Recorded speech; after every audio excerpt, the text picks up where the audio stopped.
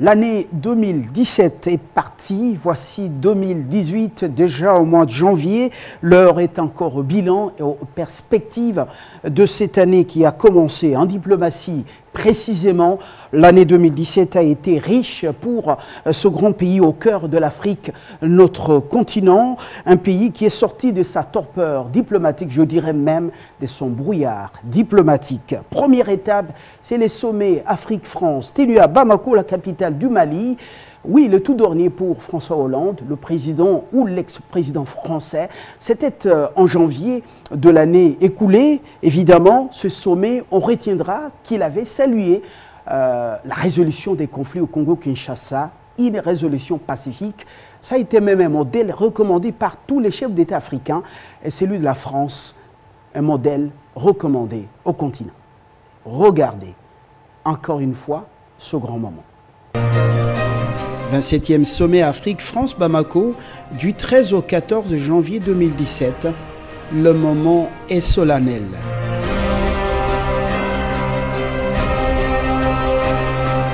« 34 chefs d'État et de gouvernement arrivent chacun à son tour au Centre international des conférences de Bamako. Le vice-premier ministre des Affaires étrangères et de l'intégration régionale, Shehu Tundu, représente le chef de l'État, Joseph Kabila, de la République démocratique du Congo.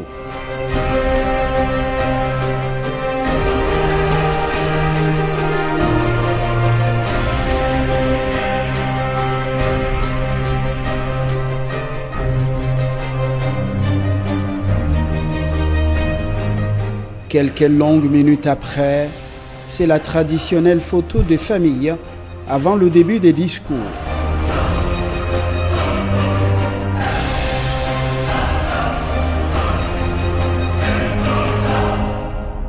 Puis, c'est la cérémonie inaugurale du sommet. Au programme, 3 chefs d'État doivent s'exprimer à la tribune.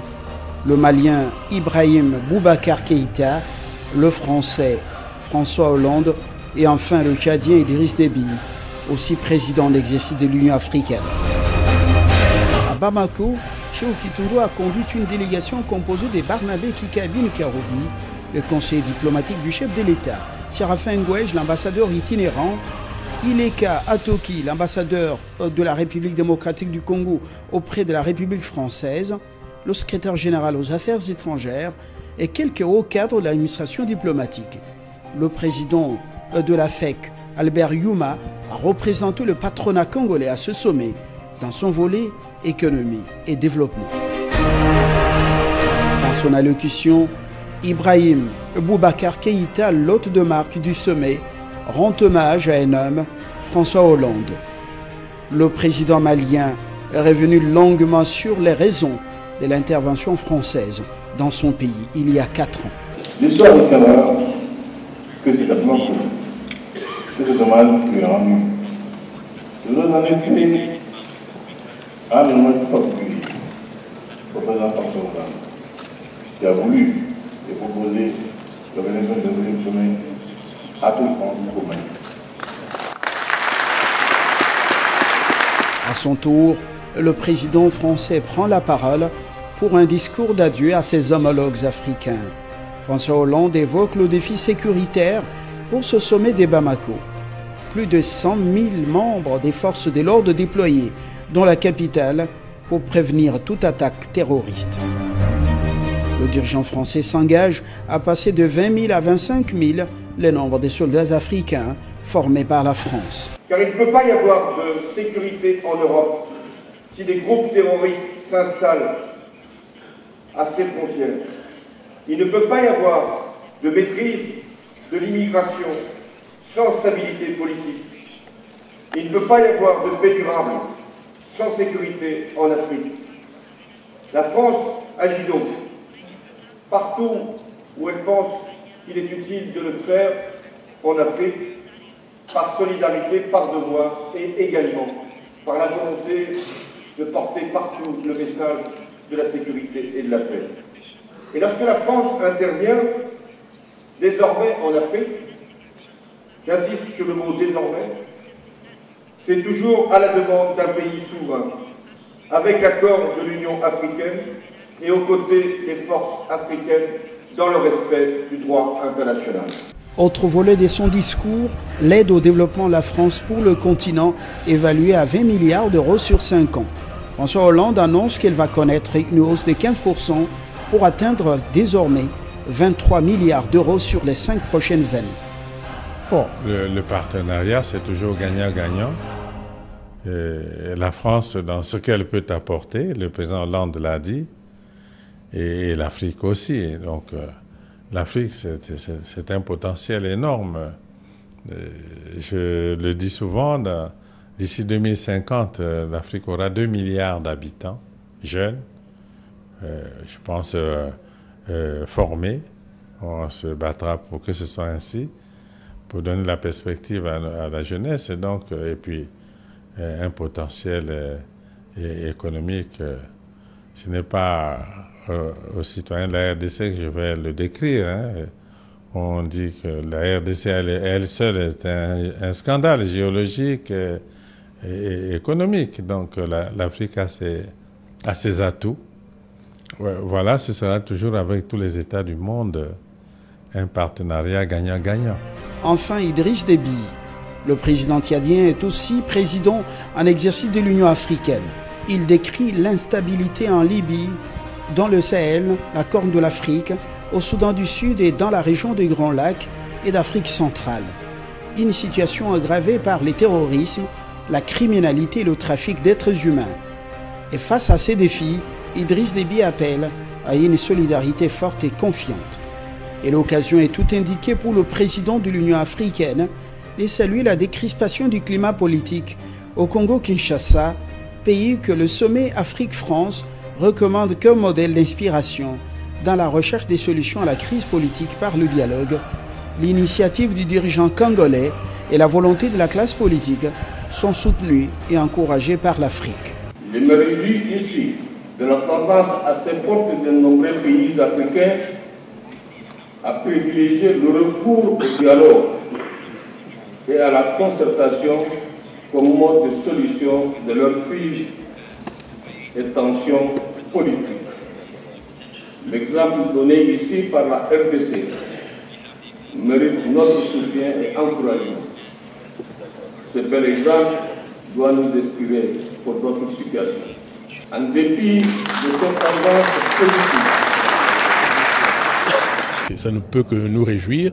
Non seulement il prône le culte du dialogue pour résoudre les différends, mais en même temps il cite le dialogue en République démocratique du Congo comme un exemple dont on devrait s'inspirer.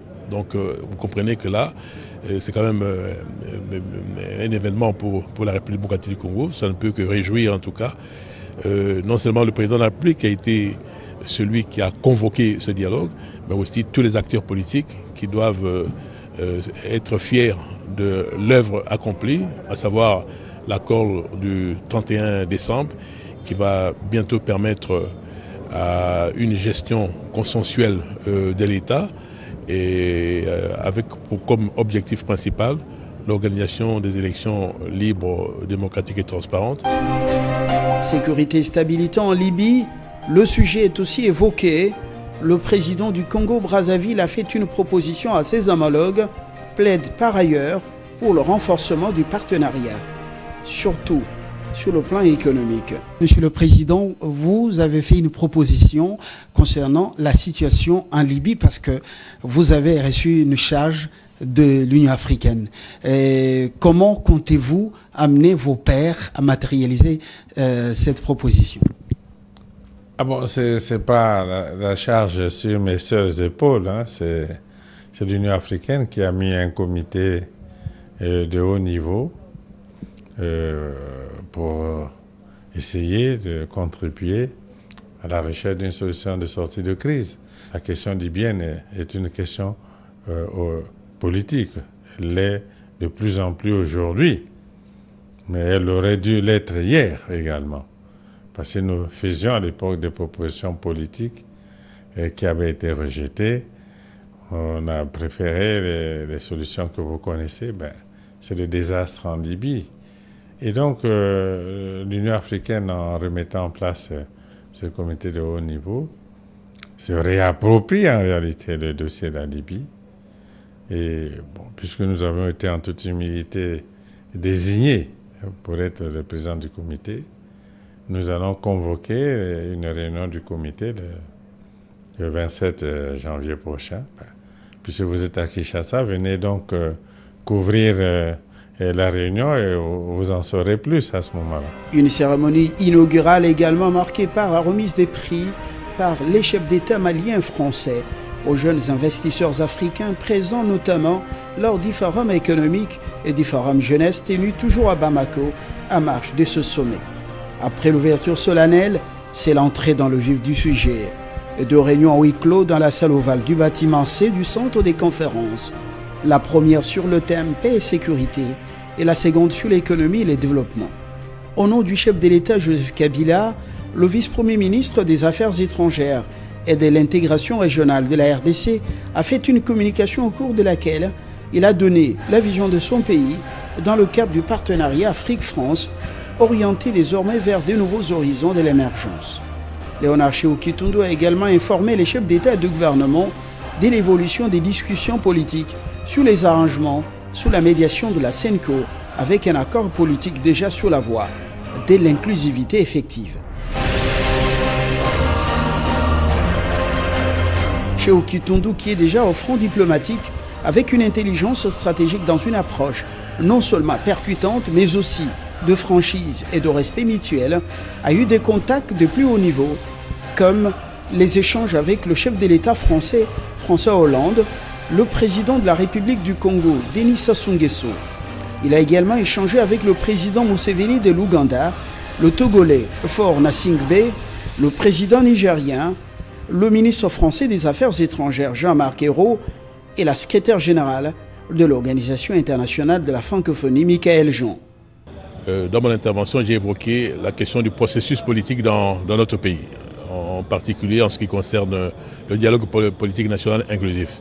Alors, c'est ce point précis qui a intéressé le président Sassou. Donc, il voulait savoir à quel niveau nous nous trouvons aujourd'hui dans le cadre de la mise en œuvre de l'accord qui a été signé le 31 décembre. La mission de la CENCO a été renouvelée par le président de la République, la mission de boss office, et la CENCO était en train de consulter toutes les parties prenantes pour voir de quelle manière on peut arriver à une entente sur l'élaboration des modalités de mise en œuvre de l'accord, notamment en ce qui concerne la mise sur pied du Conseil national de suivi, la formation du gouvernement et qui passe aussi par la nomination du Premier ministre, du nouveau gouvernement. Vous avez rencontré la secrétaire générale de l'OIF. De quoi avez-vous parlé exactement? Alors, nous avons évoqué la question de la coopération entre l'Organisation internationale de la francophonie et la République démocratique du Congo. Je vous rappelle que, et c'est ce que j'ai tenu à rappeler à madame Michaël Jean, la RDC est le premier pays francophone du monde. Il ne faut pas l'oublier. Donc le sort de la langue française se joue en République démocratique du Congo. Donc j'aurais voulu que cette coopération soit plus étroite avec l'Organisation internationale de la francophonie. Bon, il y avait d'autres points sur lesquels on a discuté, notamment certains échanges entre le gouvernement de la République démocratique du Congo et l'Organisation internationale de la francophonie. Et là, de commun accord, nous nous sommes entendus pour qu'il y ait une réunion de travail, si pas d'abord à Paris, pour préparer la prochaine visite de Mme Michaël Jean en République démocratique du Congo. Le sommet des chefs d'État et de gouvernement a été précédé de la réunion des ministres des Affaires étrangères venus de plusieurs pays d'Afrique. Leurs travaux ont produit le projet de la déclaration finale de ce sommet. Et à l'occasion, le chef de la diplomatie congolaise a été très sollicité par la presse africaine et internationale sur l'importance des thèmes de cette conférence. Et ce sommet était très important parce qu'il abordait deux questions fondamentales, notamment des problèmes liés à la sécurité, donc aux menaces contre la paix et le terrorisme. Et en même temps, l'autre volet important, c'est la question de l'émergence du continent, à savoir une croissance inclusive et créatrice d'emplois. Alors, ce sont les deux questions majeures que nous avons dû à parcourir tout à l'heure. Il y a un projet de déclaration qui a été préparé à l'intention des chefs d'État du continent et les chefs de gouvernement qui vont s'y réunir demain. Ce genre de rencontre change-t-il quelque chose dans le développement du continent? Mais absolument, parce que comme vous savez, aujourd'hui, nous sommes actuellement dans un village planétaire ouvert, par conséquent la coopération entre les pays africains est très importante pour relever certains défis. La question de la paix et de la sécurité est une question qui concerne toute l'Afrique. Là, comme vous savez, ce sont des problèmes qui sont transfrontaliers. Donc une coopération étroite entre les pays africains est très importante pour relever ces défis. Et qu'est-ce que vous répondez à ceux qui pensent que ce genre de rencontre n'est pas équitable, un continent contre un pays?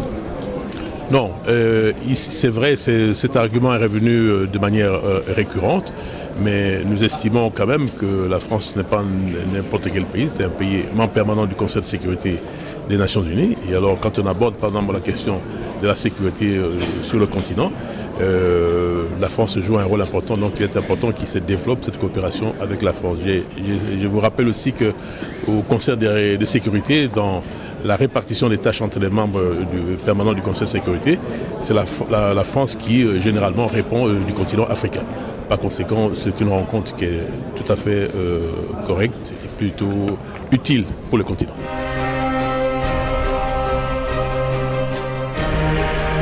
Ainsi s'achève la 27e édition du sommet Afrique-France à Bamako. Le rendez-vous, c'est pour la 28e édition.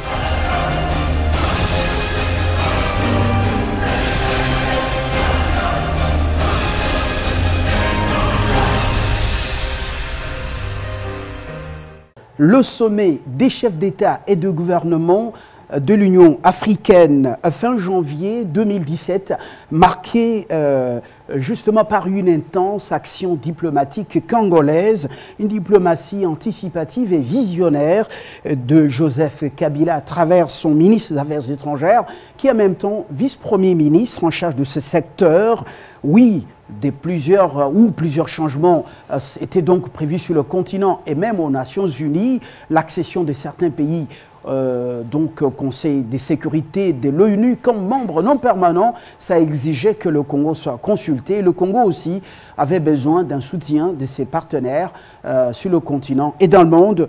Revoici le sommet de janvier 2017 à Addis Abeba.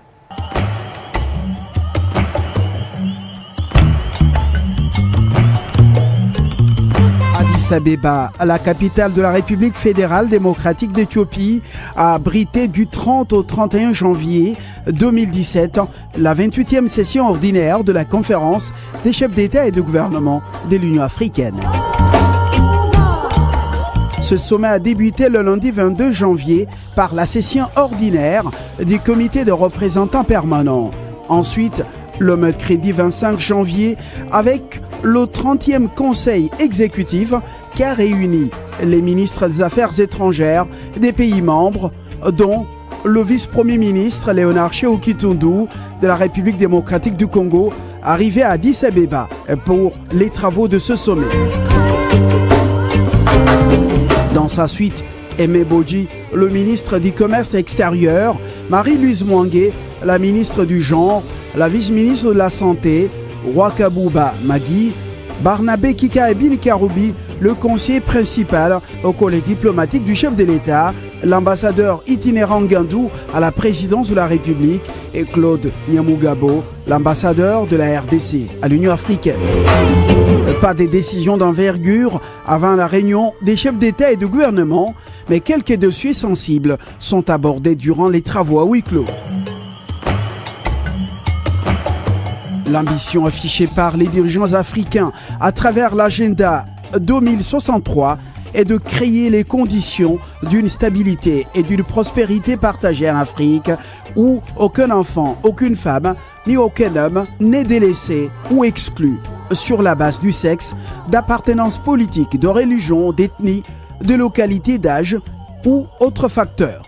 Il est aussi question de soutenir le jeune en tant que moteur de la renaissance de l'Afrique grâce à des investissements dans le domaine de la santé, l'éducation, l'accès à la technologie, au capital, ainsi que par des stratégies concertées pour lutter contre les chômages de jeunes et les sous-emplois. En choisissant le thème « Tirer pleinement profit du dividende démographique en investissant dans la jeunesse » pour ce 28e sommet de l'Union africaine, les chefs d'État et de gouvernement entendaient trouver des moyens et les stratégies pour faire de la jeunesse le véritable fer de lance du développement de l'Afrique. Plusieurs points sont inscrits à l'ordre du jour de ces travaux. Il s'agit de la retraite des chefs d'État et de gouvernement sur la réforme institutionnelle de l'Union et ses organes, l'examen de la demande d'adhésion du Royaume du Maroc à l'Union, les débats à huis clos sur les questions stratégiques, l'examen et l'adoption du budget 2017 et les élections aux différents postes de la Commission de l'Union africaine, ainsi que ceux de ses organes. Le Maroc avait quitté l'Organisation de l'Unité africaine en 1984 pour protester contre la démission de la République arabe sahraoui démocratique proclamée par le Front Polisario au Sahara occidental, un territoire que Rabat contrôle et considère comme partie intégrante du royaume. À la présidence de la Commission de l'Union africaine, c'est le Tchadien Moussa Faki Mahamat qui est choisi pour succéder à Nkosazana Zuma. Un plan de réforme concerne le mode de financement de l'Union, notamment les modalités de la mise en place d'une taxe de 0,2% sur les importations des pays membres afin d'assurer l'autonomie financière de l'Union africaine ainsi que l'augmentation ou la réduction du nombre des commissaires. À la présidence tournante de l'Union, le Guinéen Alpha Condé, 78 ans, candidat désigné par la CEDEAO, a pris la tête de l'organisation pour un an après avoir mené avec succès une médiation à Banjul qui a conduit au départ de Yahya Jammeh et évité une intervention armée. La situation politique en République démocratique du Congo, notamment l'évolution de la suite des discussions politiques, intéresse l'Union africaine, dont les dirigeants des pays membres ont été très édifiés par le vice-premier ministre et ministre des Affaires étrangères Sékou Kitundu, qui a représenté le chef de l'État Joseph Kabila à ces sommets lors des travaux à huis clos. Conformément aux engagements que nous avons pris au titre de l'accord cadre d'Addis Abeba et autres instruments pertinents pour garantir la paix et la stabilité dans la région. Et nous pensons, Monsieur le Président, puisque vous êtes là, que l'Ouganda devrait rester au sein de l'Africom, car les LRA sont les rebelles ougandais qui ont certes des revendications, mais c'est en fin de compte sur le sol congolais qu'ils commettent notamment des atrocités de tous ordres, des tueries, des pillages de ressources naturelles, et j'en passe, ce qui fait que l'absence de l'Ouganda au sein de l'Africom nous ferait craindre que dans l'avenir, ce pays ne formule des allégations contre notre pays relatives à une éventuelle déstabilisation du pays voisin. L'absence de l'Ouganda au sein de l'Africom pourrait aussi pousser d'autres partenaires à se retirer de l'Africom. Et on ne laisserait en ce moment-là que les Américains. Ce serait l'incapacité de l'Union africaine de régler le problème de sécurité dans un de ces pays membres.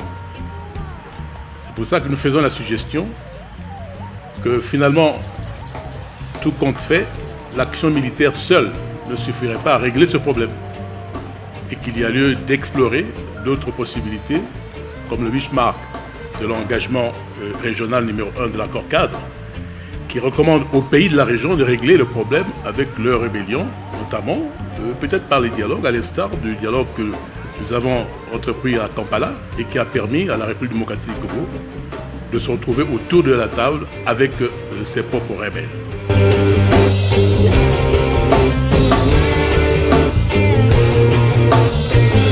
Plusieurs rencontres au niveau bilatéral à marge de ce sommet. D'abord, au siège des ministères des Affaires étrangères de l'Éthiopie, où Léonard Sékou Kitundu et son homologue éthiopien Gebeyehu ont échangé sur la zone de libre-échange et la coordination dans la lutte contre le terrorisme dans l'est de la RDC, où les groupes armés, avec l'implication des Chebab, sont une menace sérieuse contre la paix. Au nom du gouvernement éthiopien, le ministre Gebeyehu a sollicité le soutien de la RDC à sa candidature à l'OMS, Organisation mondiale de la santé, ainsi qu'au Conseil de sécurité de l'ONU. Nous avons évoqué aussi la question de la réforme du Conseil de sécurité et la représentation de l'Afrique au sein de cet organe permanent du maintien de la paix et de la sécurité internationale. Et puis nous avons évoqué aussi la question de la direction de l'Organisation mondiale de la santé. Vous savez que l'Éthiopie est candidate au sein pour le continent. Donc la République démocratique du Congo soutiendra la candidature éthiopienne pour l'OMS. Absolument, vous savez que la République démocratique du Congo est un candidat au commissaire en matière de ressources humaines. Et nous avons aussi demandé l'appui du gouvernement éthiopien et je pense que cet appui nous sera donné. Parmi les demandes d'audience introduites auprès de l'ambassadeur Claude Nyamugabo à Addis Abeba figure en bonne position celle du ministre égyptien des Affaires étrangères. Il a avoué à son homologue congolais que la République démocratique du Congo compte beaucoup pour l'Égypte. Le Caire salue les avancées positives des FARDC davantage professionnelles dans la défense de l'intégrité du territoire national. Le chef de la diplomatie égyptienne a renouvelé l'invitation du président Sisi à son homologue Joseph Kabila de la RDC de visiter son pays.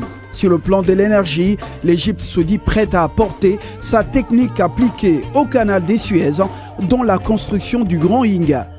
Et concernant les énergies solaires, l'Agence technique de développement égyptien va construire une station solaire de 4 MW en RDC. Comme Addis Abeba, le Caire sollicite aussi le soutien de Taï de Kinshasa à sa candidature au Conseil de sécurité de l'ONU en perspective de sa réforme envisagée cette année.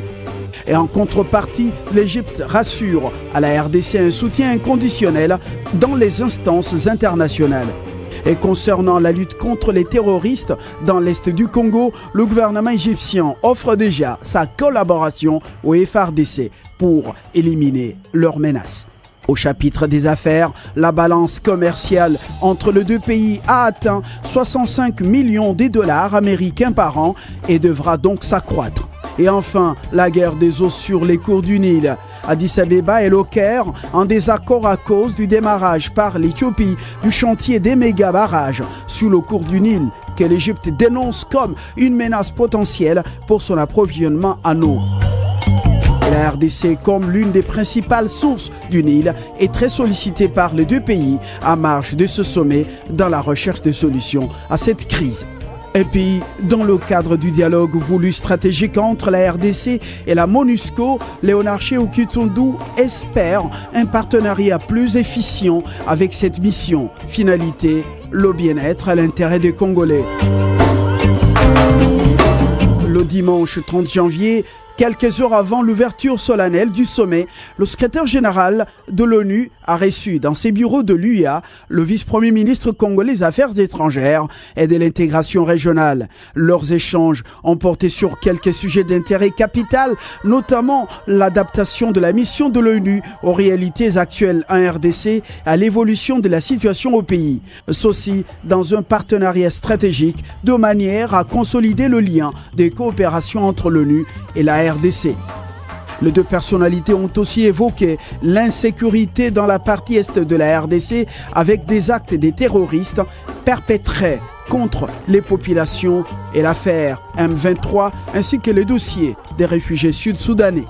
Autre sujet au centre des échanges, le soutien de la MONUSCO au processus électoral en RDC. Et les droits de l'homme, le sujet a été également évoqué. Il devra maintenant être abordé dans sa dimension promotionnelle et non pas dans les dénonciations intempestives dans les médias. Selon le vice-premier ministre Tshilombo, la discussion qu'il a eue avec le nouveau secrétaire général de l'ONU a été franche et constructive et l'augure, a-t-il ajouté, de relations plus objectives entre l'ONU et la RDC. C'est important d'engager une discussion avec lui à l'entame de cette mandature.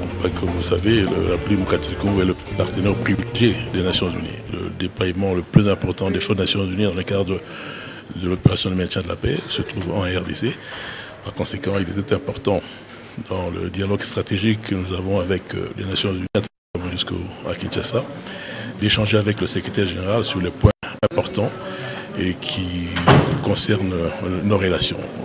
La première des choses, effectivement, dans ces dialogues stratégiques, l'efficacité de cette mission des Nations Unies dans notre pays. Vous savez que ça va faire bientôt 20 ans que cette mission existe et il ne faudra pas que ce soit une mission qui vienne s'installer à demeure. Par conséquent, il faut adapter cette mission au contexte et en même temps tout faire aussi pour que les forces armées de la République démocratique du Congo reprennent les responsabilités régaliennes. Ça, c'est très important. Ensuite, comme vous savez, il y a le dialogue politique national se déroulant en République démocratique du Congo, dialogue qui a été aussi soutenu, accompagné par les Nations Unies. Il était important de lui faire état de l'évolution de ce processus. Et en même temps, on a évoqué aussi la question des droits de l'homme en RDC. J'ai tenu à rendre attentif le secrétaire général des Nations Unies sur la coopération entre le Bureau des droits de l'homme à Kinshasa et le gouvernement de la République. Je pense qu'il faut que ce bureau soit l'interlocuteur du gouvernement de la République. Et la mission de ce bureau, c'est la protection et la promotion des droits de l'homme. Mais ce n'est pas un bureau qui a été affecté, en tout cas, pas dans l'accord de siège que nous avons signé avec ces bureaux. Ce n'est pas pour venir procéder à des dénonciations systématiques qui sont manifestement contre-productives. Donc nous devons tout faire au contraire. Chaque fois qu'il y a des plaintes en matière de violation des droits, qu'on les expose au gouvernement et qu'on essaie de trouver une solution à ces problèmes-là. C'est simplement si on n'arrive pas à trouver un compromis qu'en termes d'ultima ratio, donc on puisse procéder à leur publication. En marge de ce sommet, Shoki Tundu a récusé les sanctions récemment prises par l'Union européenne contre cette personnalité congolaise en décembre 2016. Selon le vice-premier ministre de la RDC, ces sanctions européennes ont été prises sur base d'un rapport publié par l'ONU sans notifier au préalable le gouvernement congolais ni les officiels sanctionnés, a-t-il déploré devant l'envoyé spécial de l'Union européenne au sommet de l'Union africaine. Réclamant le droit pour Kinshasa d'être entendu, Shoki Tundu a rappelé à Cohen Varvek, directeur pour l'Afrique de l'Union européenne, que la RDC voudrait bien traiter avec l'Union européenne en tant que partenaire et ne souhaiterait pas recevoir des injonctions, encore moins des instructions. Le directeur Afrique de l'Union européenne a promis de faire rapport à sa hiérarchie en tenant compte de la protestation des autorités de la RDC, également opposées à toute campagne négative sur l'état des droits de l'homme au Congo-Kinshasa. À Sheraton Hotel d'Addis Abeba, le représentant du chef de l'État a également échangé avec le président de la Cour africaine des droits de l'homme. Je profite également de cette opportunité pour remercier le vice-premier ministre et à travers lui les autorités de la République démocratique du Congo pour nous avoir reçus de façon spontanée dans cette audience. Cela démontre déjà que la République démocratique du Congo accorde une importance particulière à la protection des droits de l'homme sur le continent. Et certainement la République démocratique du Congo. Nous avons évoqué effectivement la question de la ratification du protocole portant création de notre cour à Monsieur le Premier ministre, pour lui rappeler que votre pays a, n'est-ce pas, déjà entériné cet engagement-là, puisqu'il nous est revenu que la RDC avait effectivement déjà fait cette ratification, mais il ne manquait plus que l'étape du dépôt de ces instruments de ratification-là auprès de l'Union africaine.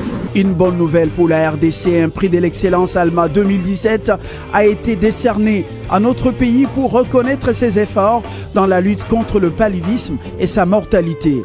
Un prix réceptionné par le vice-premier ministre Shoki Tundu en présence du secrétaire général des Nations Unies, Antonio Guterres. Voilà qui a justifié la présence à cette cérémonie de la vice-ministre de la Santé publique, Maggie Rwakabouba.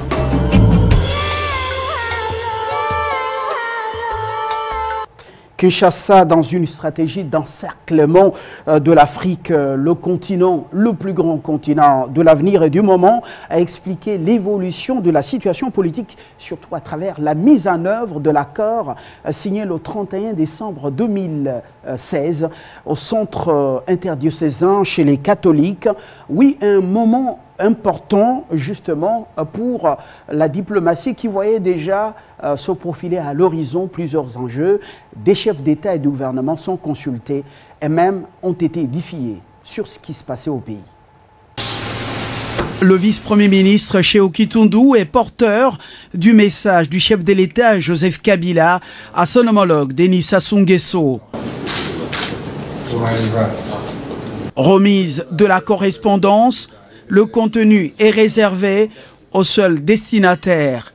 Le président Sassou Nguesso avait reçu, après la signature de l'accord de la Saint-Sylvestre, le même émissaire de Joseph Kabila. Cette audience lui permet d'avoir des éléments nouveaux sur l'évolution de la situation au Congo-Kinshasa, notamment l'accord du 31 décembre 2016.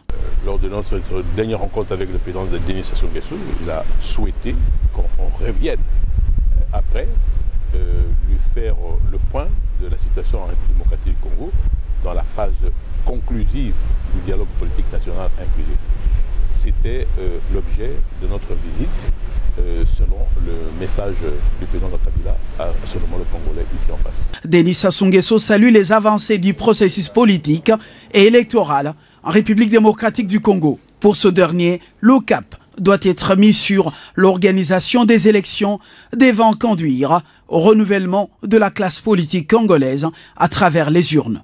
Une élection est une question de souveraineté et à ce titre, il encourage la République démocratique du Congo à les financer avec ses ressources propres. Le président de la République du Congo a donc apprécié la décision des autorités congolaises de s'assumer devant l'histoire de leur pays. Nommé par ses pairs à la tête du comité de haut niveau sur la Libye en tant que sage, Denis Sassou Nguesso est à ce titre consulté sur des questions de paix sur le continent. Les réformes amorcées à l'Union africaine inspirent les dirigeants des pays membres de la Communauté économique des États de l'Afrique centrale, CEAC, déterminés à donner plus de dynamisme à cette organisation régionale. Et dans sa diplomatie offensive, la République démocratique du Congo fait un certain nombre de propositions aux doyens de la région, notamment le président du Tchad, Idriss Déby Itno, qui a reçu ce mardi 18 avril au palais présidentiel en N'Djamena, le vice-premier ministre et ministre des Affaires étrangères et de l'intégration régionale, Léonard Shehu Kitundu, à la tête d'une forte délégation composée du conseiller diplomatique du chef de l'État Barnabé Kikaabin Karoubi, des ambassadeurs Nkulu Kilombo, Claudina Mugabo et du professeur Adolphe Lumanu Mulenda. Le chef de la diplomatie congolaise a remis à main propre la lettre du chef de l'État Joseph Kabila à son homologue tchadien Idriss Déby, président sortant de l'Union africaine et membre de la Troïka. L'occasion faisant le larron, Léonard Shehu Kitundu a informé le président du Tchad de l'évolution de la situation politique dans son pays avec la nomination du nouveau Premier ministre pour la formation imminente d'un gouvernement de large union nationale devant conduire vers l'organisation des élections à tous les niveaux. Le président Déby fait partie de la CAC et nous avons, avant de venir ici, rencontré le président Bongo qui le président en exercice, donc il était aussi tout à fait normal que nous évoquions avec lui cette question de la RDC dans le cadre de la CAC. Mais il y a aussi un élément important, comme vous savez actuellement il y a des réformes qui sont proposées dans le cadre de la CAC. Une réunion ministérielle va se tenir très bientôt.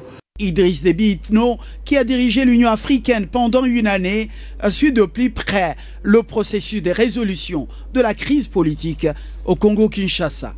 Idriss Déby promet son soutien aux institutions de la République démocratique du Congo pendant cette période jusqu'à la tenue des élections à tous les niveaux, surtout sur base du fichier électoral en pleine refonte. Comme à Bujumbura et à Kigali, Léonard Shehu-Kitundu a aussi transmis le message du chef de l'État Joseph Kabila à son homologue ougandais Yoweri Museveni. 3 heures d'échange dans la salle de réunion de la présidence de la République de l'Ouganda.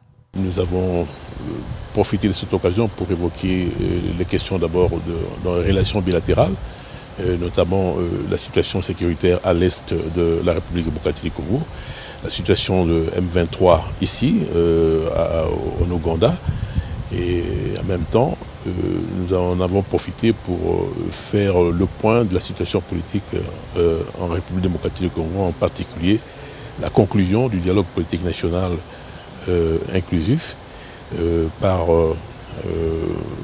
l'arrangement particulier. Comme vous savez, le président Museveni fait partie de la CIGL. Et nous sommes liés par des relations de concertation régulière pour notamment veiller à l'application de l'accord cadre d'Addis Abeba, mais aussi la déclaration de Nairobi. Ces problèmes ont été soulevés avec beaucoup d'attention par le président Museveni. Et nous avons aussi un message du président Museveni à transmettre à son homologue congolais par rapport à cette situation sécuritaire. Le chef de l'État ougandais, assisté par son ministre des Affaires étrangères, est ferme.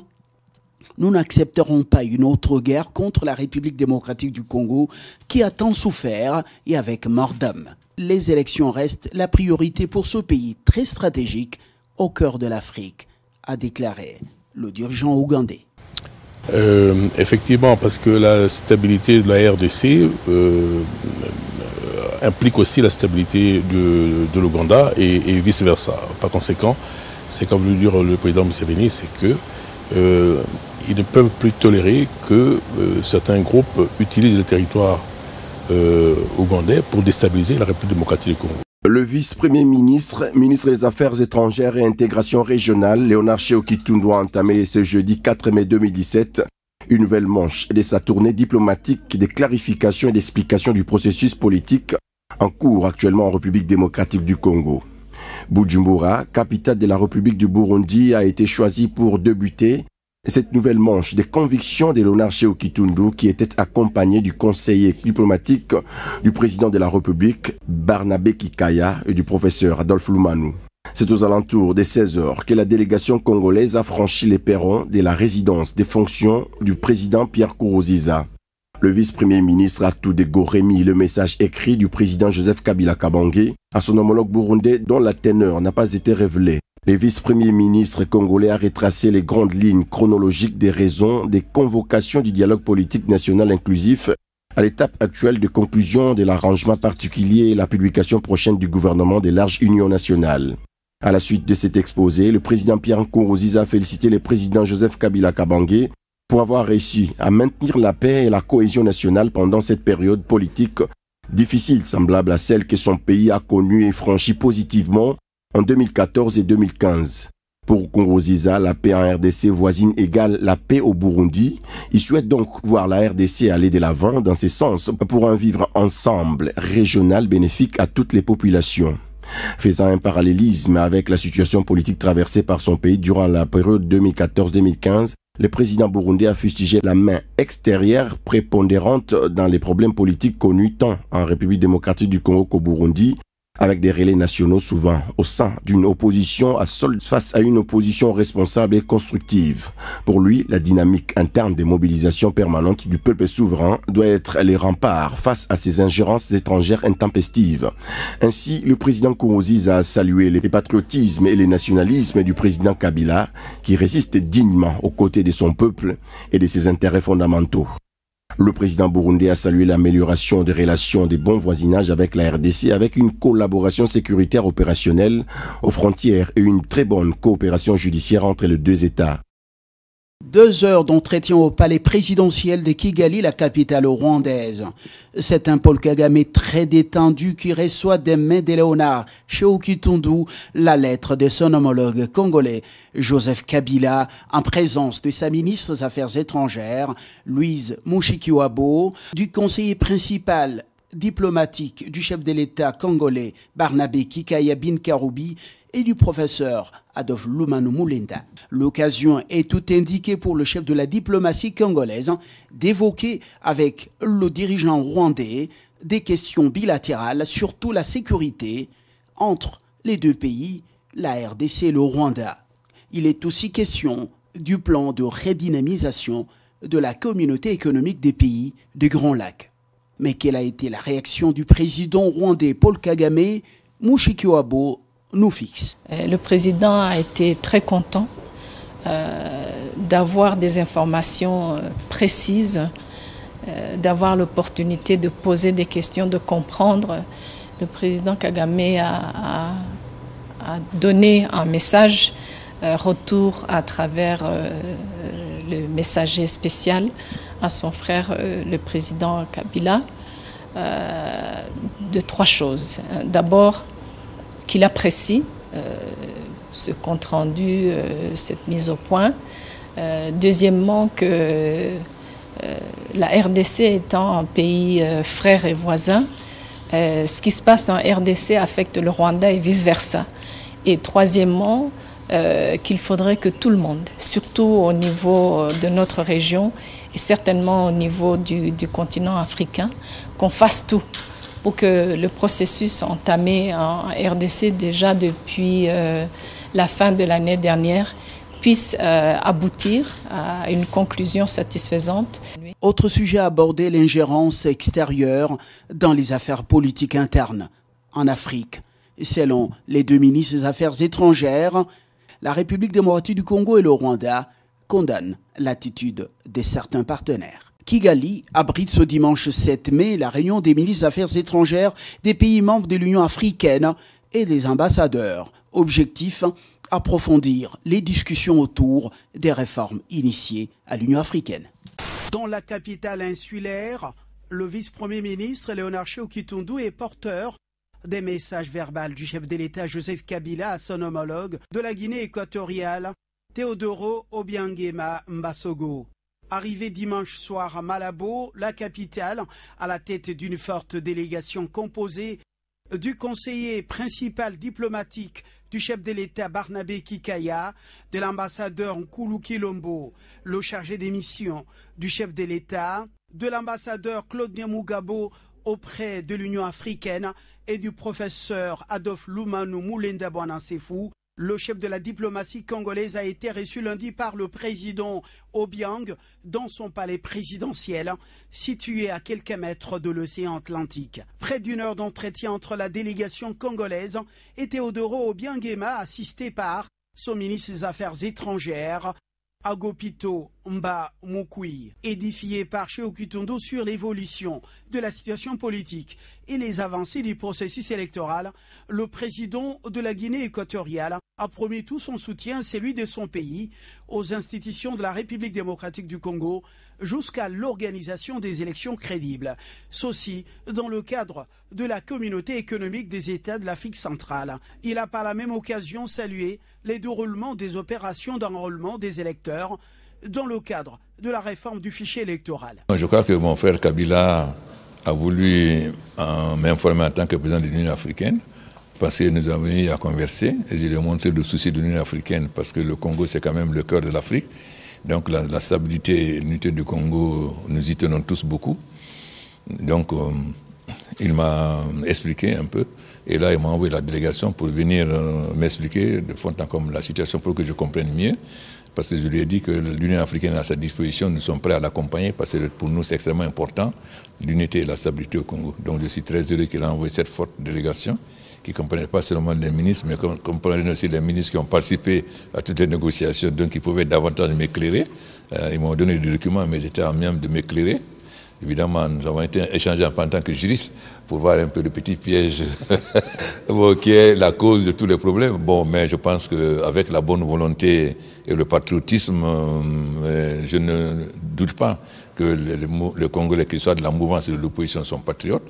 Et je pense que leur partenaire va les amener à trouver une solution parce que le texte pouvant être interprété de plusieurs façons. Il faut donc un consensus. Et j'espère que nous arriverons à un gouvernement dans les 48 heures, en tout cas la nomination d'un Premier ministre dans les 48 heures et la formation d'un gouvernement.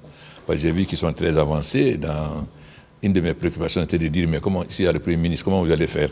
Or là, je sais qu'ils sont très avancés, ils ont déjà déterminé le nombre de gouvernements, le nombre de ministres, quelles sont les parts de la mouvance, la part de l'opposition radicale, de tout le monde. Donc, je pense qu'il y a déjà un consensus sur le contenu et la répartition des postes, ce qui est encore plus difficile que la nomination d'un Premier ministre. Et je pense que dès qu'il y a un Premier ministre, le reste, ça va aller très vite pour la formation du gouvernement. Il est très important pour nous que... Ils m'ont dit aussi qu'il y a presque 20 millions de Congolais qui ont déjà été recensés.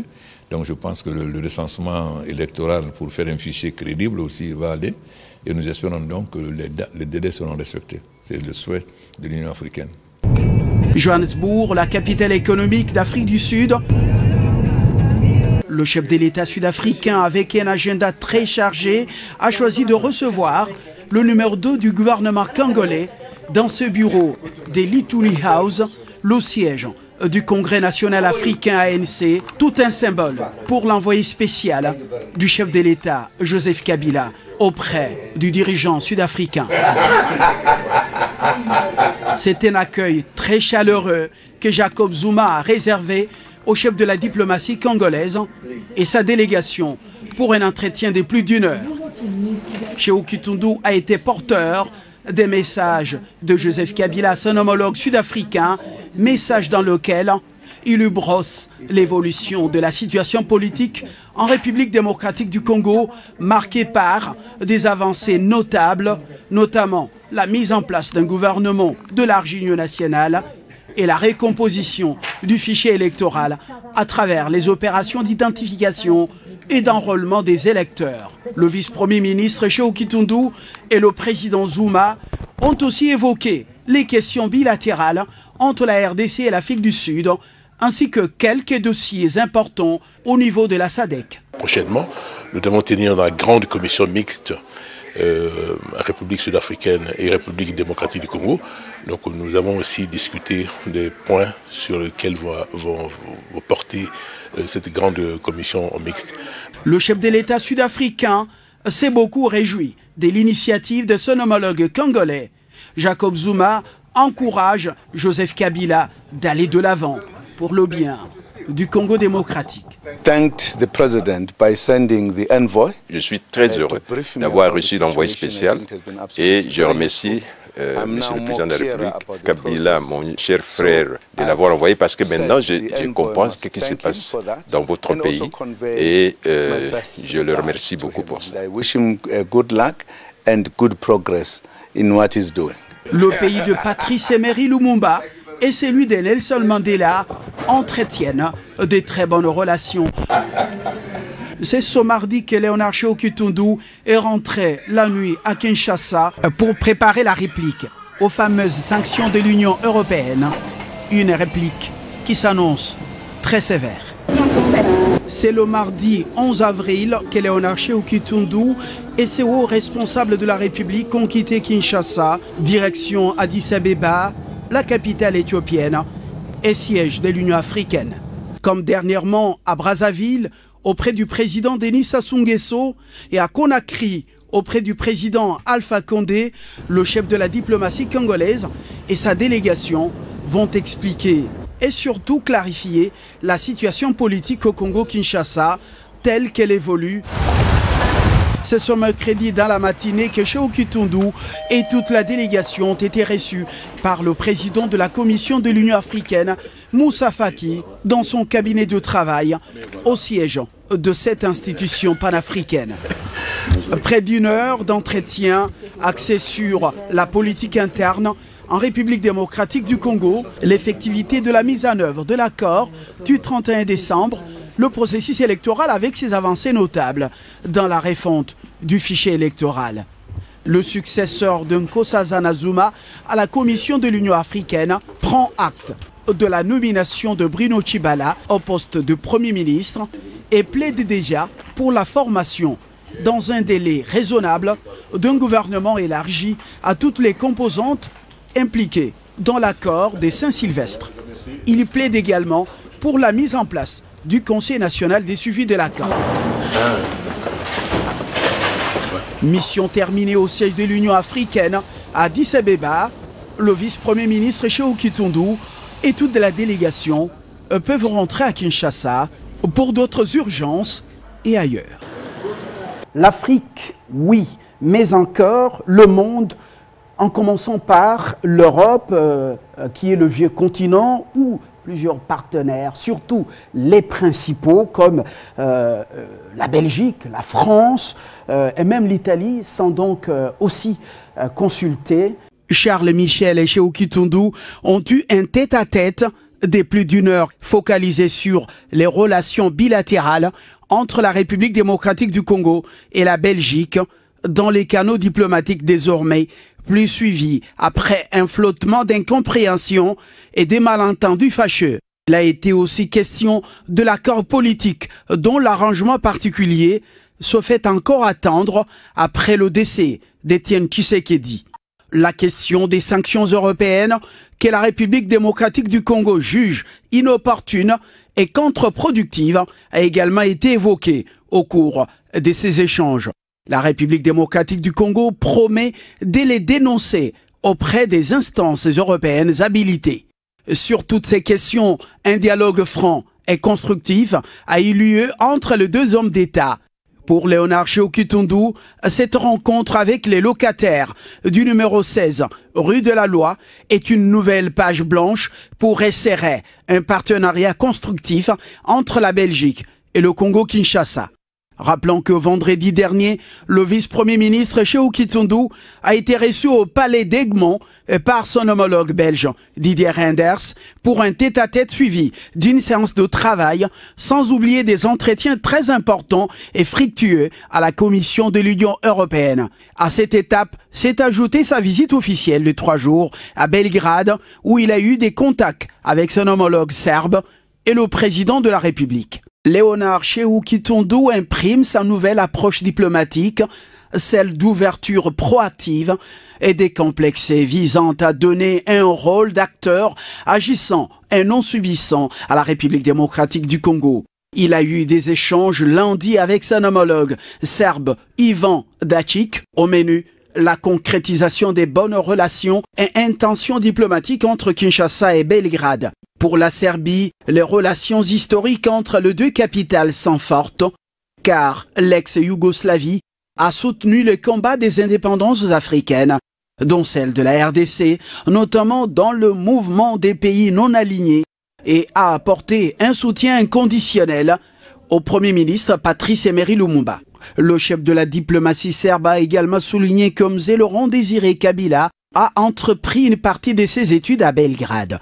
Pour lui, il est important que cette histoire serve de ferment à plus de coopération entre les deux États. Sur les questions internationales, la Serbie salue la position de principe de la RDC qui demeure ferme sur la question des Kosovo autoproclamés indépendants et non reconnus par Kinshasa diplomatiquement.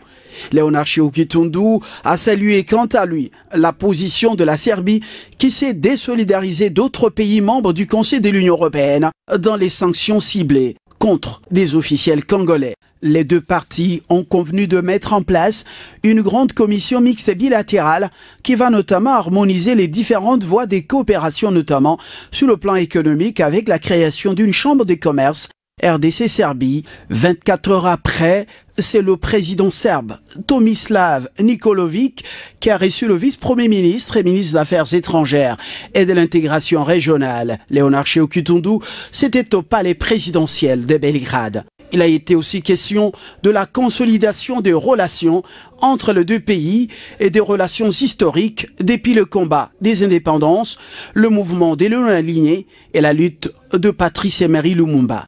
Entre-temps, à New York, aux États-Unis, la République démocratique du Congo, qui avait sollicité la réduction du nombre des casques bleus sur son sol, a obtenu la réduction des effectifs des casques bleus.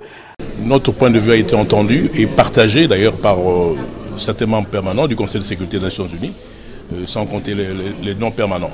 Donc la réduction était considérée comme acquise après tous les échanges que nous avons eus avec les membres du Conseil de sécurité. Alors maintenant, il faut voir, après la réduction, quels sont les moyens dont la MONUSCO sera dotée, notamment pour effectuer efficacement sa mission. Ici en République démocratique du Congo, que ce soit pour la protection des civils, mais aussi par rapport à l'éradication des groupes armés, aidé à cela par la brigade d'intervention.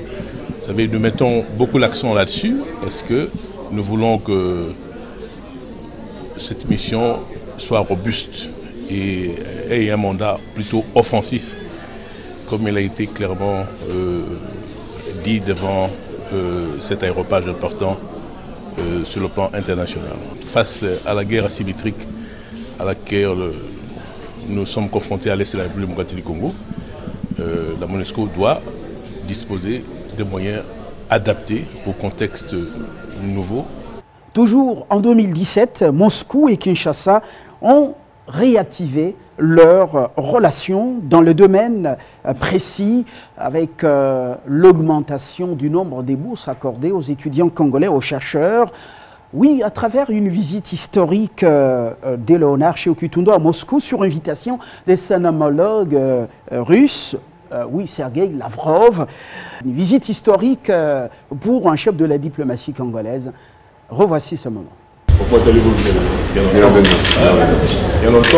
ne peut pas parler de l'Afrique sans parler de la RDC.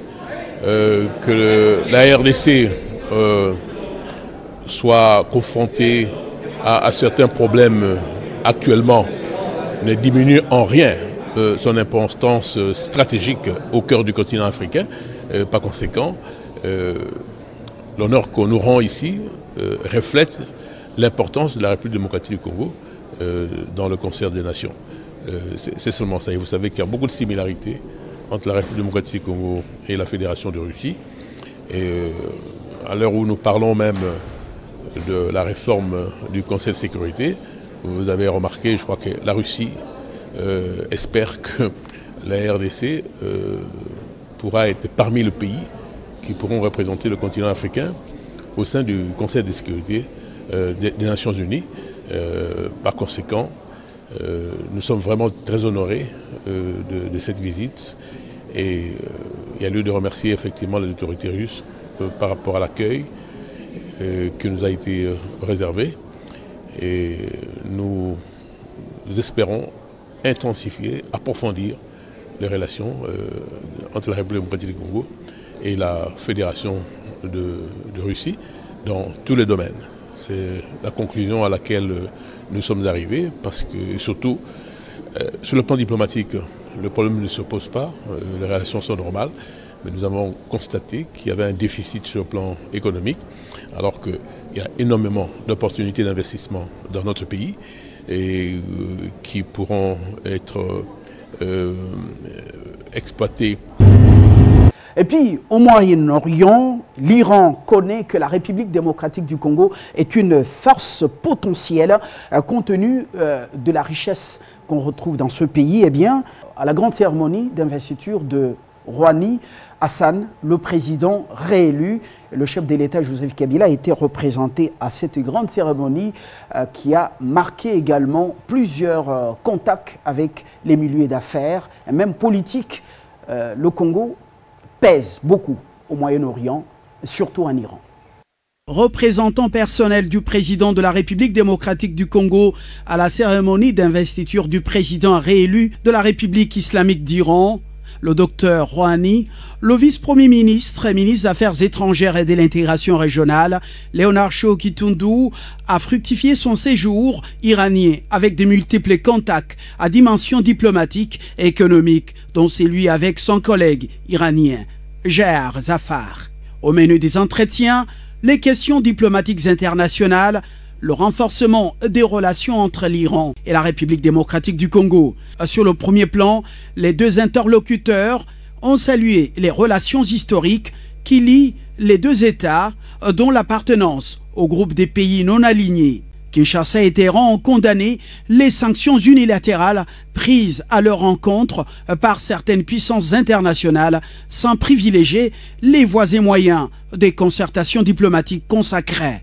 Léonard Sékou-Toundou a appuyé l'accord sur le nucléaire que Téhéran a conclu avec le groupe international. Pour sa part, Téhéran a salué les efforts de pacification, des reconstructions et des démocratisations entrepris par le président Joseph Kabila en République démocratique du Congo.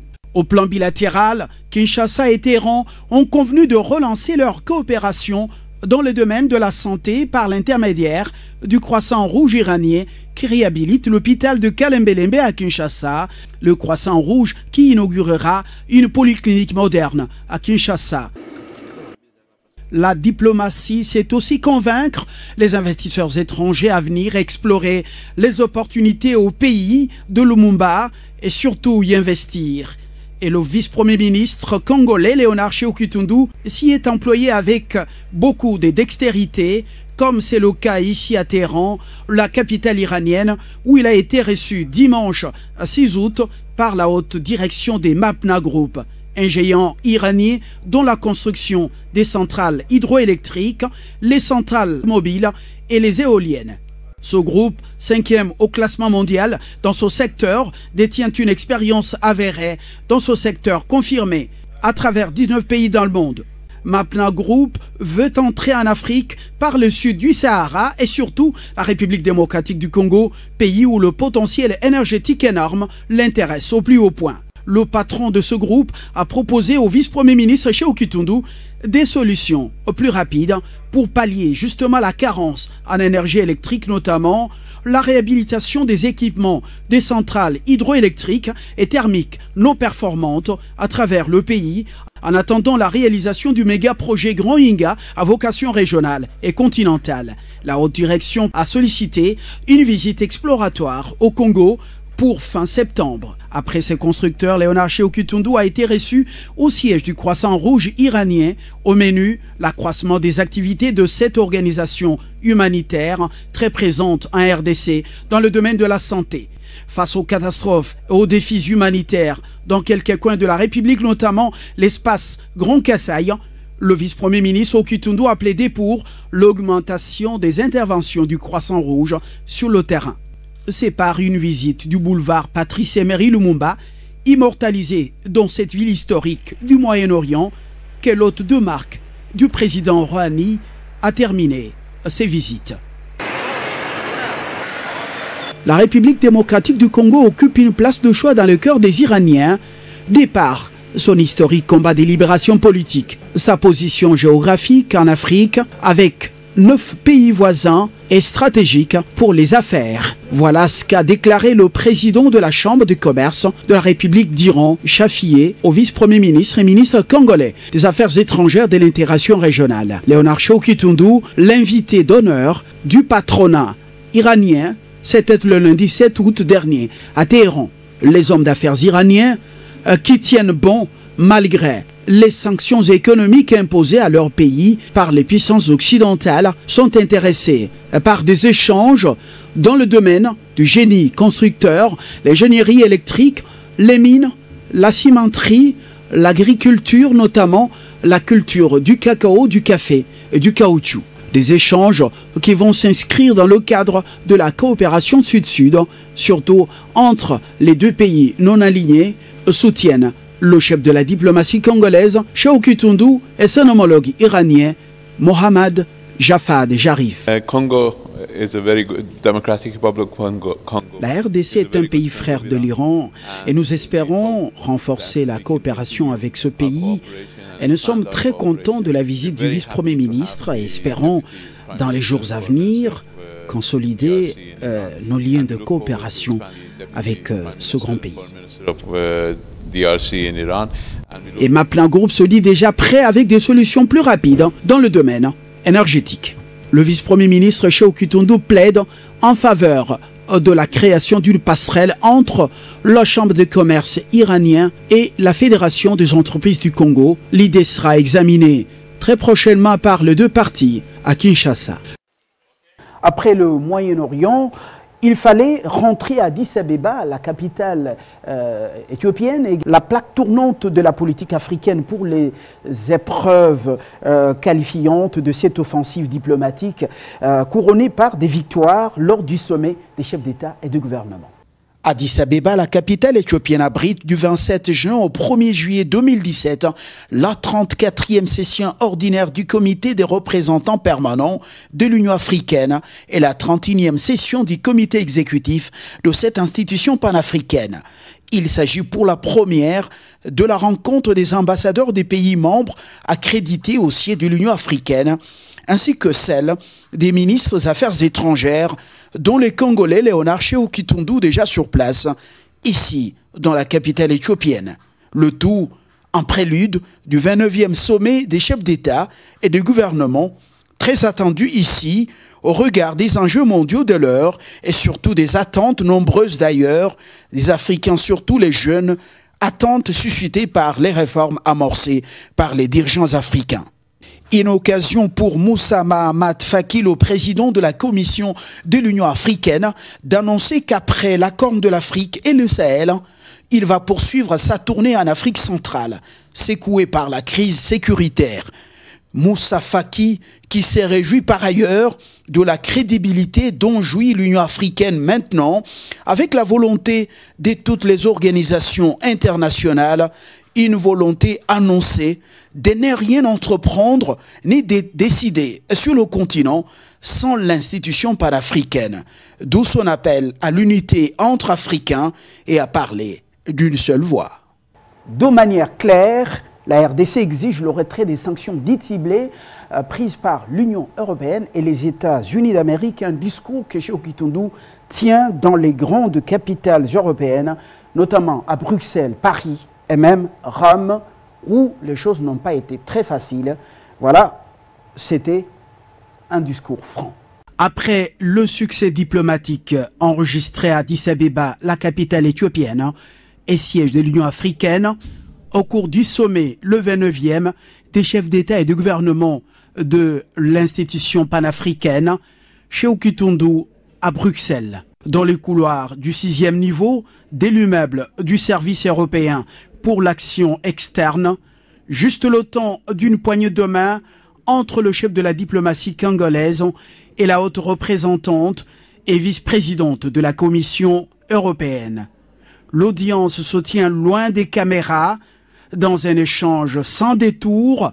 Federica Mogherini et Léonard Shehu Kitundu ont abordé les dossiers sensibles, les relations entre Kinshasa et Bruxelles. Été entendu et Mme Mogherini elle-même a considéré cette rencontre comme positive et constructive. Et nous espérons que nos relations avec l'Union européenne vont prendre peut-être un autre élan à partir de cette rencontre.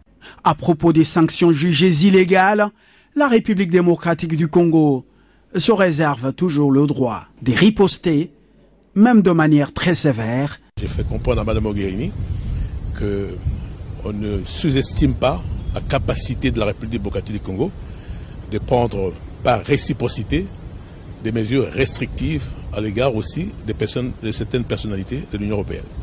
Je crois que ça a été acté. Elle-même, elle considère que ces mesures sont politiques et qu'elles sont réversibles. Et qu'elle attend de voir l'évolution de la situation et que lors du Conseil des ministres qui aura lieu à la fin de cette année, ils vont peut-être revoir cela. La condamnation ferme des sanctions de l'Union européenne est celle des États-Unis d'Amérique, partie justement de Kinshasa, suivie par l'Union africaine. La République démocratique du Congo s'en réjouit et poursuit la bataille au nom de l'indépendance, la vraie. Front diplomatique congolais toujours offensif. Après Genève, la capitale de la Confédération helvétique et siège de la Commission des Nations Unies pour les droits de l'homme, le vice-premier ministre et ministre congolais des Affaires étrangères et de l'intégration régionale a été vendredi l'hôte de marque du gouvernement italien. Marriott, Roma, Grand Hôtel Flora et le quartier général du chef de la diplomatie congolaise, dont la capitale italienne, en l'étape de Farnesia, le siège du ministère des Affaires étrangères italien qui côtoie le mythique stade olympique de Rome. Ici, Léonard Shehu Kitundu est accueilli par Mario Giro, vice-ministre italien des Affaires étrangères. Salle Amedeo, L'entretien entre les deux personnalités dure 1h30 dans une sincérité et une franchise inhabituelles en présence d'Albert Chiseleka Fela, l'ambassadeur congolais auprès de l'État italien. Au-delà de l'incident diplomatique d'il y a quelques mois, Kinshasa et Rome réchauffent leurs relations historiques et renforcent leur coopération bilatérale pour de nouveaux partenariats dans l'agriculture, l'énergie et le commerce. Autre sujet évoqué, les fameuses sanctions ciblées de l'Union européenne à l'endroit de quelques personnalités congolaises. Les dossiers exigent la franchise et la sincérité. Shehu Kitundu met à contribution à Rome les témoins vivants et privilégiés du traité fondateur de la justice et de l'équité. La finalité est donc d'amener l'Union européenne à annuler les fameuses décisions qui violent le droit international et les accords de Cotonou. Rome salue l'initiative de Kinshasa et soutient que le dialogue permanent entre la République démocratique du Congo et l'Union européenne est la voie obligée pour y parvenir. Shehu Kitundu, au front diplomatique, mène un autre combat, celui de la rationalisation de la centrale diplomatique jusqu'aux missions de représentation à travers le monde. Voilà qui justifie la rencontre qu'il a eue avec le personnel de 2 ambassades congolaises auprès de l'État italien et du Saint-Siège. Au menu, l'évolution de la situation politique au pays et la réforme initiée à la centrale diplomatique à Kinshasa.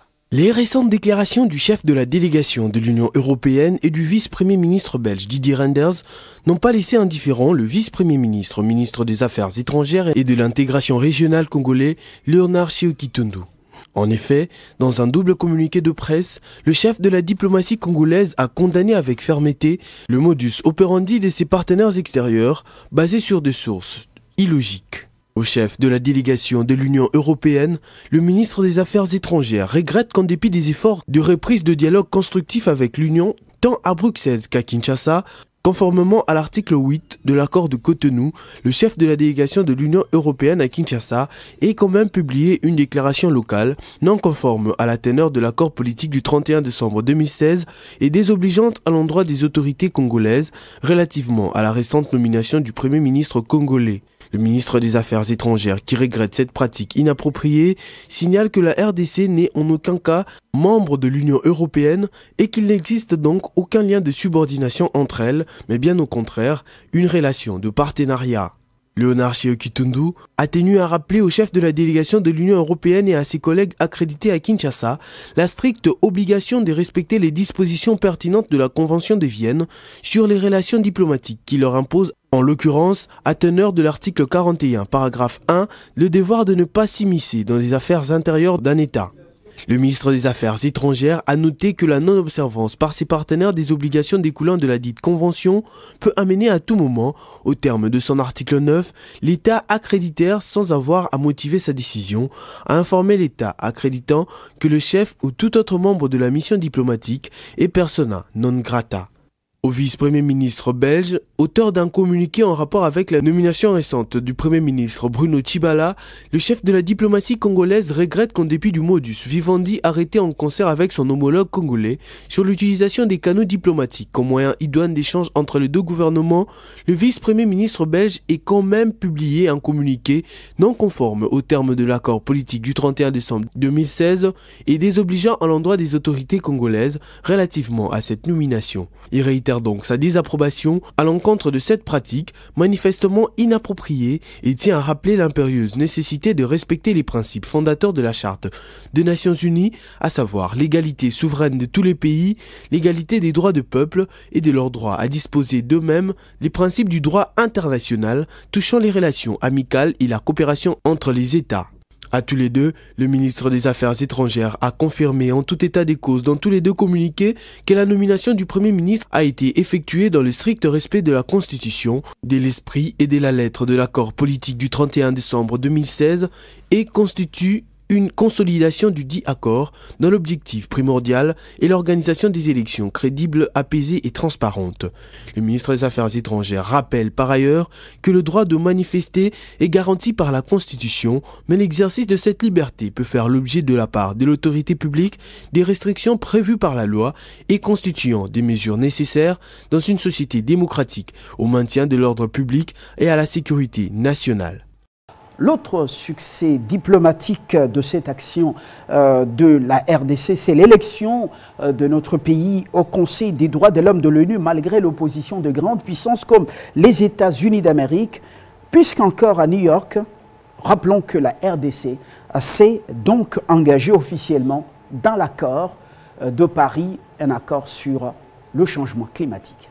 C'est au cours d'une sobre cérémonie officielle que la République démocratique du Congo a déposé par l'entremise du vice-premier ministre et ministre des Affaires étrangères et de l'intégration régionale les documents, instruments de ratification de l'accord de Paris sur le climat portant la signature du président de la République, Joseph Kabila, après son vote par l'autorisation des deux chambres parlementaires, conformément à la Constitution congolaise. Au nom du secrétaire général des Nations Unies absent, le secrétaire général adjoint des Nations Unies, Miguel de Serpa Soraes, a tenu à féliciter la République démocratique du Congo pour avoir rejoint les concerts des nations dans la lutte contre le réchauffement climatique, qui est une des plus grandes menaces contre l'humanité et une priorité des Nations Unies. Quant à Léonard Chokitundu, il a révélé que ce dépôt des instruments par sa personne aux Nations Unies démontre la volonté du président de la République, Joseph Kabila, de positionner la République démocratique du Congo dans les lots des nations leaders sur les questions climatiques, d'autant plus qu'avec l'Amazonie et l'Indonésie, le bassin forestier du Congo, dont la République démocratique du Congo possède la majorité de la superficie, joue un rôle crucial dans la réduction des émissions de gaz à effet de serre. Le dépôt de cet instrument par la RDC, le 171e État, surtout partie prenante à cet accord historique sur le climat qui fêtait ses 2 ans jour pour jour hier à Paris au cours du One Planet Summit organisé par le président de la République française Emmanuel Macron et auquel Léonard Chokitundu a participé en qualité d'envoyé spécial du président Joseph Kabila. Le One Planet Summit a permis de mobiliser à nouveau les pays parties prenantes de l'accord de Paris autour des résolutions financières concrètes pour lutter contre les réchauffements climatiques qui intéressent fortement l'Afrique et la République démocratique du Congo. Emmanuel Macron, le chef de l'État français, a félicité et remercié son homologue congolais, Joseph Kabila, pour avoir posé ce geste historique. 2017 a été aussi marqué par cette nouvelle vision de la diplomatie de développement qui va au-delà d'une simple représentation dans les pays partenaires. Eh bien, c'est la vision du président Joseph Kabila, voilà qui a conduit le vice-premier ministre Chokitundu dans quelques pays émergents. Une poignée de main non seulement symbolique mais aussi significative. Abu Dhabi et Kinshasa se rapprochent diplomatiquement. Le vice-premier ministre Léonard Chokitundu, qui est à la recherche de nouveaux partenaires pour une diplomatie tournée vers le développement, a séjourné dans la capitale des Émirats arabes unis pour une coopération voulue avantageuse. Loin des caméras, Léonard Chokitundu et son homologue émirien, Cheikh Abdallah bin Zayed Al Nahyan, ont signé une déclaration conjointe mettant en évidence l'envoi par consentement mutuel des missions diplomatiques permanentes. Et dans la suite logique, Kinshasa et Abu Dhabi devront procéder à la désignation d'ambassadeurs ou représentants permanents dans les 2 capitales. Finalité, rehausser le niveau diplomatique selon l'esprit et la lettre de l'accord signé. Pour le chef de la diplomatie congolaise, l'établissement de relations entre les 2 pays s'inscrit dans la quête de la réorientation stratégique pour répondre aux objectifs de la diplomatie congolaise, une diplomatie des développements concrets telle qu'imprimée par le chef de l'État, Joseph Kabila. Ceci après un constat amer de l'échec en 5 décennies d'une coopération au développement traditionnel. Voilà qui explique l'intérêt croissant en République démocratique du Congo pour la coopération sud-sud ou triangulaire avec des partenaires respectueux de l'indépendance du pays, des principes de non-ingérence dans les affaires intérieures et dont l'histoire commune de lutte pour l'indépendance et le développement permettent justement une compréhension mutuelle des enjeux mondiaux respectant la souveraineté réciproque des États. Signalons que Dubai Port Hold a signé dernièrement un protocole d'accord pour le développement et la construction d'un port en eau profonde de Banana dans la partie ouest de la République démocratique du Congo, ainsi qu'une zone franche pour 2 milliards de dollars américains. C'est une nouvelle preuve que l'approche du partenariat sud-sud et triangulaire de la diplomatie congolaise est à l'œuvre. À New Delhi, c'est l'ambassadeur de la RDC en Inde, Rosette Mossi, et le directeur aux affaires étrangères chargé des questions de l'Afrique australe, de l'Inde, qui ont accueilli le vice-premier ministre congolais, Léonard Shehu Kitundu. Une journée de travail qui s'annonce marathon, formalité d'usage terminée, place à une réunion importante sur le projet des constructions du barrage de Katende et celui de Kakobola. De manière succincte et claire, le tableau sur l'évolution du projet a été peint au vice-premier ministre et ministre des Affaires étrangères et de l'intégration régionale de la République démocratique du Congo. Il ressort que Katende sera opérationnel d'ici 2019. La nouvelle suscite l'espoir pour la desserte en énergie dans ce coin du pays. On a obtenu l'assurance que Katende sera effectif d'ici 2 ans. Je crois que je peux dire fin 2019. Je suis d'autant plus content pour cette visite de venir rencontrer les entreprises qui s'occupent de la construction de ce barrage de Katende, parce que comme vous savez, c'est une promesse que le chef de l'État a faite à la population du Grand Kasaï. La reprise des travaux du barrage est une bonne nouvelle car le projet a connu plusieurs obstacles d'ordre technique. La société d'ingénieurs WAPCOS se dit encouragée par l'implication du gouvernement congolais. Que le gouvernement de la RDC a facilité le transport des équipements, des logistiques et aussi des wagons. Donc maintenant, il y a le transport des équipements qui se fait très facilement.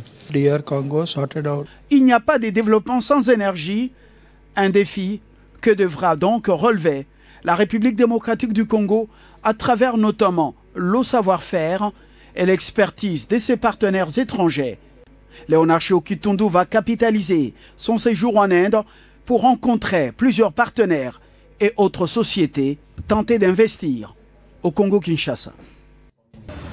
New Delhi, la capitale de l'Inde. Ministère des Relations extérieures, un hôte de marque, le vice-premier ministre congolais des Affaires étrangères et de l'intégration régionale. Léonard Shehu Kitundu, qui est reçu par son homologue indienne, est avant tout porteur des messages du président de la République démocratique du Congo, Joseph Kabila. Histoire commune des luttes pour l'indépendance, compréhension commune sur plusieurs sujets entre les deux pays, notamment dans le domaine de la coopération.